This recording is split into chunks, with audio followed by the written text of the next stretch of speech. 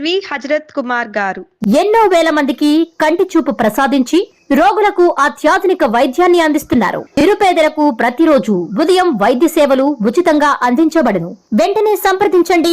విజేత కంటి వైద్యశాల, కెనరా బ్యాంక్ పక్కన, బాబు ఐస్ క్రీమ్ ఎదురువీధి, బృందావనం, నెల్లూరు. సుమారుగా 3.5 లక్షల మంది డిఎస్సి పరీక్ష రాసినటువంటి అభ్యర్థుల పడుతున్నటువంటి వేదనను, వారికి జరిగినటువంటి అన్యాయాన్ని వైఎస్ఆర్సీపీ వారి పక్షాన్ని నిలబడి వారి గొంతుకుగా గత కొంతకాలంగా పోరాడుతా ఉన్న విషయం కూడా అందరికీ తెలిసిందే. ఏదైతే నష్టపోయినారో అభ్యర్థులు, వారి విషయాల్ని ప్రభుత్వం దృష్టికి తీసుకొచ్చినప్పుడు అధికారుల దగ్గర ప్రెస్ మీట్ పెట్టించడం అన్నది ఈ మధ్య ఆనవాయితీగా జరుగుతా ఉంది. ఎప్పుడూ ఎక్కడా కూడా ఈ 2 సంవత్సరాల్లో అధికారులు మాత్రమే రెస్పాండ్ అయినటువంటి పరిస్థితి చాలా తక్కువగా ఉంటది. మరి ఈ టైంలో అధికారులు కూడా ఏ విషయంలో కూడా స్పష్టత లేకుండా, అంటే ఫర్ ఎగ్జాంపుల్ ఎస్సీఆర్టీలో అవుట్ సోర్సింగ్ ఎంప్లాయీగా పనిచేస్తున్నటువంటి నవీన్ అనే వ్యక్తికి 2 సబ్జెక్ట్స్ లో, అటు సోషల్ స్టడీస్ లో ఫస్ట్ ర్యాంక్ రావడం కానీ, టీజీటీ తెలుగులో 6th ర్యాంక్ రావడం కానీ, ఈ 2 అంశాలు జరిగిన తర్వాత ఆ అబ్బాయిని మీరు వాంటెడ్ గా పక్కన పెట్టిన తర్వాత దీని వెనుక ఆ క్వశ్చన్ పేపర్ తయారీలో ఈ అబ్బాయి ఉన్నాడు, ఈ అబ్బాయి ద్వారా అనేక మందికి ఆ క్వశ్చన్ పేపర్ వెళ్ళింది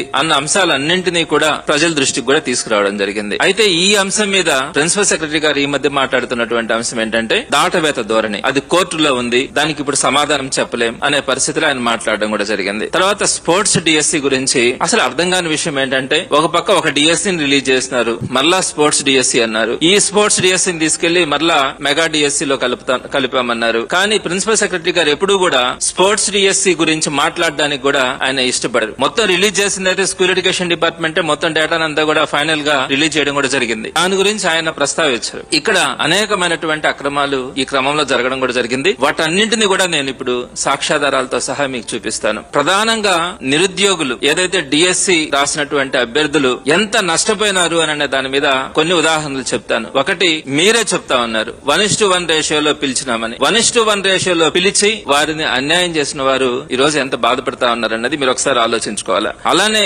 వర్టికల్ రిజర్వేషన్స్ లో కూడా మీరు ఏ కమ్యూనిటీకి ఆ కమ్యూనిటీ కాకుండా ఓసీ, బీసీ, ఎస్సీ, ఎస్టీల మధ్యలో వర్టికల్ రిజర్వేషన్స్ ని సరిగా ఫిల్ చేయలేదని ఈ రోజు చాలా మంది నష్టపోయినటువంటి పరిస్థితి. అలానే సిబిఎస్ఈ, నవోదయ స్టూడెంట్స్ అయితే వారు బేసిక్ గా ఇంగ్లీష్ మీడియం చదువుకున్నారన్న ఆలోచనతో వారు టెట్ రాసినా కూడా డిఎస్సిలో వారిని దూరంగా పెట్టి కొన్ని వేల మందిని మీరు ఇబ్బంది పెట్టినటువంటి పరిస్థితి. అలానే నార్మలైజేషన్ అయితే ఇది ఒక పెద్ద ఇబ్బందికరమైనటువంటి పరిస్థితి. ఇప్పుడు ఎక్కడా కూడా నేషనల్ గవర్నమెంట్ కూడా అన్ని దగ్గరలో కూడా వారికి సంబంధించినటువంటి అన్ని కాంపిటేటివ్ ఎగ్జామ్స్ లో కూడా ఈ నార్మలైజేషన్ ప్రాసెస్ అన్నది ఇబ్బందిగా ఉందని చెప్పి వారు దానికి దూరంగా ఉంటున్న క్రమంలో మీరు డిస్ట్రిక్ట్ లెవెల్లో జరగాల్సినటువంటి ఈ ఎగ్జామ్స్ ని దీంట్లో మీరు నార్మలైజేషన్ తీసుకొని వచ్చి మీరు పిల్లల్ని మీ ఇష్టం వచ్చినటువంటి సెషన్స్ లో 7 మార్కులు 8 మార్కుల దాకా కలిపి చాలా మంది పిల్లల్ని 0.1 మార్క్ తో కూడా ఉద్యోగం కోల్పోయినటువంటి కొన్ని వేల మంది ఉన్నారు. అలాంటిది 7 మార్కుల వరకు కూడా మీరు నార్మలైజేషన్ లో కొన్ని సెషన్స్ లో కలిపి ఈ రోజు తీవ్రంగా నష్టం జరిగినటువంటి పరిస్థితిని మనం చూస్తా ఉన్నాం. ఇలా రాజకీయ నాయకులు గాని, కొంతమంది అధికారులు గాని వీటన్నింటిలో కూడా కుముక్కు కావడం ఈ రోజు కొన్ని లక్షల మంది నిరుద్యోగులందరికీ కూడా ఇబ్బంది కలిగేటువంటి పరిస్థితి కనపడతా ఉంది.